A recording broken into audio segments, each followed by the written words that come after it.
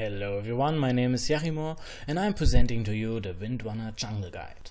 I'm not starting directly because I have to say something before, because this guide will only cover the dire side of jungling. It is an experimental build, so don't do it in pub games without preparing for it and having tried it at least once. This guide isn't meant for permanent jungling. Your role will be go and gank to help lanes and farm your essentials only, and be more present as a roamer with an ability to farm and level independently. Well, with that cleared, we're going into the game. My quiver is We full. have a lot of building options for this jungle guide, since the only thing we really need is power shot. We can even start with the courier. So your team has a courier, which is pretty much needed. You start with a mantle of intelligence and a circlet. You could go clarity. You could go one clarity and the branch. You can start with the null talisman. This is always the first item we want to finish, since it delivers a huge bonus to our damage output. Depending on how much gold you have in the beginning, you can start with more or less stats and region items. Just imagine what you might need best, how you jungle the best way.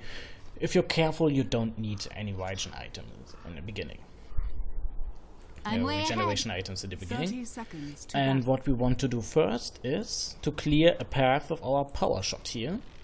As you can see, we can now walk here and attack the medium camp. Also, we are a useful scout, and we can check for the middle enemy roaming to the top side, going for the defense. Also, checking for top attackers roaming for the middle lane, and we can just jump out of our jungle, power shot, shackle, and take care of any aggressors trying to interrupt the laning experience of our fellow comrades in the pub games. So, first things first, we're waiting for the 30-second mark for the creeps to spawn, and then we will power shot us away into the small camp. This way we create a narrow entrance where only one creep can fit through, and do some choke point jungling before we stack the medium camp and start killing those creeps. Now we are taking them, pulling them out. And this is a little too broad, but it's okay. We can attack them a little bit. Reap the whirlwind. Get a kill there. And stack the medium camp while clearing the rest of these trees. So we have sight on them every time. Okay, looks perfect. I gust onward. There are a lot of creeps in there. We start finishing off the ranged attackers. They do barely any damage, but they're annoying as hell. Also, since you're on the cliffs, you have a natural dodge against them. And we finish our null talisman as fast as possible. Next, we want to get a ring of regen. This is a very popular and important item, since we can finish our 4-step with it. And then we go for shackle shot, since we need it for ganking situations, to stop an attacker for a good amount of time. On my way. So don't attack now, since you want to stack these creeps again. And if you're really careful, you catch my point? You can stack the small camp as well. No, they didn't follow this time. This happens when you're too far away from the camp, then they will ignore magic damage as it is. Gotcha! Yes, and what you're going to do, you repeat this over and over again, since you reach a suitable level and amount of farm to be able to gank. I'm way ahead. If needed, go gank earlier. Try to avoid damage. My damage amount is way too high at the moment. You see, I'm regening way too slowly. In that case, you might think if you need more life regeneration, if you need more mana regeneration, adjust your build to the situation and your own playstyle. Never take a build as it is. It is an inspiration for what you can do.